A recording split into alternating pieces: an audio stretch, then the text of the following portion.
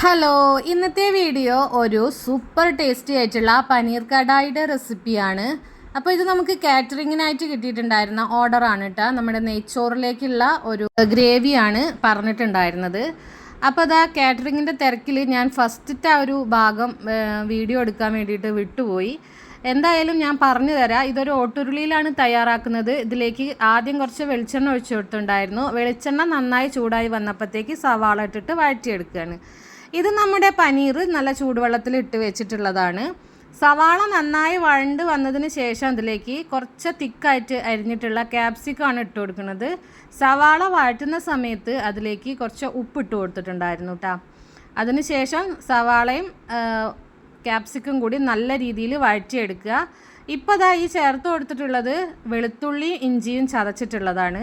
അതും കൂടി ചേർത്ത് നന്നായിട്ട് അതിൻ്റെ പച്ചമണമൊക്കെ മാറുന്നത് വരേക്കും വഴറ്റിയെടുക്കുക. അതിനുശേഷം ഇതിലേക്ക് നമ്മൾ ചതച്ച് വെച്ചിട്ടുള്ള പച്ചമുളക് ചേർത്ത് കൊടുക്കുന്നുണ്ട്. എന്നിട്ട് നന്നായിട്ട് വഴറ്റിയെടുക്കുക. സവാള ഈ ഒരു കറിയിലുണ്ട് എന്ന് തോന്നാത്ത രീതിയിൽ സവാള അത്രയ്ക്കും വഴണ്ട് കിട്ടണം കേട്ടോ. ആ ഒരു രീതിക്കാണ് ചെയ്യേണ്ടത്. ഇനിയും നമ്മളിതിലേക്ക് ഇത്തിരി വെള്ളം ഒഴിച്ചു കൊടുക്കുക. ഒരുപാട് വെള്ളം വേണ്ട. ഏകദേശം നമുക്ക് എത്രത്തോളം ഗ്രേവി വേണോ അതിനനുസരിച്ച് വെള്ളം ചേർക്കുക. ഇപ്പോൾ ദാ ഈ ചേർത്ത് കൊടുത്തിട്ടുള്ളത് തക്കാളിയും അതുപോലെ സവാളയും നന്നായിട്ട് വഴറ്റിയെടുത്തിട്ട് വെച്ചിട്ടുണ്ടായിരുന്നു ഇതിന് മുന്നേ. അത് നന്നായിട്ട് പേസ്റ്റ് പരുവത്തിൽ അരച്ചെടുത്തിട്ടുള്ളതാണ് ചേർത്ത് കൊടുത്തിട്ടുള്ളത്. ആ ഒരു പാത്രത്തിൽ കുറച്ചുകൂടി വെള്ളം ഒഴിച്ചിട്ട് നമ്മളിതിലേക്ക് ഒഴിച്ചു കൊടുക്കുന്നുണ്ട്. പിന്നെ ഈ ചേർത്ത് കൊടുത്തിട്ടുള്ളത് മഞ്ഞൾപ്പൊടിയാണ്. ആവശ്യത്തിനുള്ള മഞ്ഞൾപ്പൊടിയും അതുപോലെ മുളക് പൊടിയും ചേർത്ത് കൊടുക്കുക. ഇത് കാശ്മീരി മുളക് പൊടിയാണ് ചേർത്ത് കൊടുത്തിട്ടുള്ളത്. അതുകൊണ്ട് തന്നെ നല്ല കളർ ഉണ്ടായിരിക്കും. പിന്നെ ഈ ചേർത്ത് കൊടുത്തിട്ടുള്ളത് ചിക്കൻ മസാലയാണ്. 1 ടീസ്പൂൺ ചിക്കൻ മസാലയും കൂടി ചേർത്ത് കൊടുക്കുക. നന്നായിട്ട് മിക്സ് ചെയ്തെടുക്കുക. നല്ല കളറായിട്ട് കാണുന്നത് നമ്മുടെ കാശ്മീരി ചില്ലി പൗഡർ ചേർത്തതുകൊണ്ടാണ് കേട്ടോ. അതിനുശേഷം വെള്ളത്തിൽ നിന്നൊക്കെ ഊറ്റിയെടുത്ത് മാറ്റി വെച്ചിട്ടുണ്ടായിരുന്ന നമ്മുടെ പനീർ ഇതിലേക്ക് ഇട്ട് കൊടുത്തിട്ടുണ്ട്. വെള്ളം നന്നായിട്ട് വറ്റിപ്പോയതിന് ശേഷമാണ് പനീർ ഇതിലേക്ക് ചേർത്ത് കൊടുക്കുന്നത്. അതും കൂടി ചേർത്ത് കൊടുത്തതിന് ശേഷം നന്നായിട്ടൊന്ന് മിക്സ് ചെയ്തെടുക്കുക. എന്നിട്ട് പനീർ ഒന്ന് വേവാനായിട്ട് ഒരിത്തിരി സമയം വെയിറ്റ് ചെയ്യാം. പനീർ ഒരുപാട് വേവുള്ള സംഭവമൊന്നും അല്ല കേട്ടോ. പെട്ടെന്ന് തന്നെ ആയി കിട്ടും. ആ ഒരു സമയം കൊണ്ട് നമ്മുടെ ഗ്രേവിയിലെ വെള്ളവും ഏകദേശമൊക്കെ വറ്റി പരുവം പാകമായി വന്നിട്ടുണ്ട്. ഇനി ഇതിലേക്ക് നമ്മൾ ചേർത്ത് കൊടുക്കുന്നത് സോസുകളാണ് കേട്ടോ. അപ്പോൾ ആദ്യം തന്നെ ഞാൻ അതിലേക്ക് ചില്ലി സോസ് ചേർത്ത് കൊടുത്തിട്ടുണ്ടായിരുന്നു. അത് ചേർക്കുമ്പോൾ വീഡിയോ എടുക്കാൻ വേണ്ടിയിട്ട് വിട്ടുപോയി.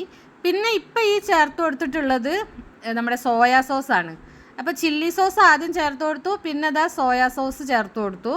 അതിനുശേഷം ഈ ചേർത്ത് കൊടുക്കുന്നത് നമ്മുടെ ടൊമാറ്റോ സോസാണ്.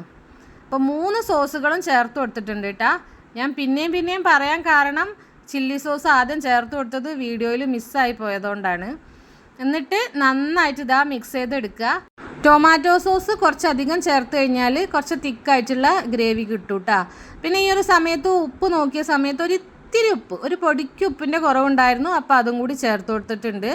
അതിനുശേഷം ഇതിലേക്ക് ഇതാ കറിവേപ്പിലയും മല്ലിച്ചപ്പും ചേർത്ത് കൊടുക്കുകയാണ്.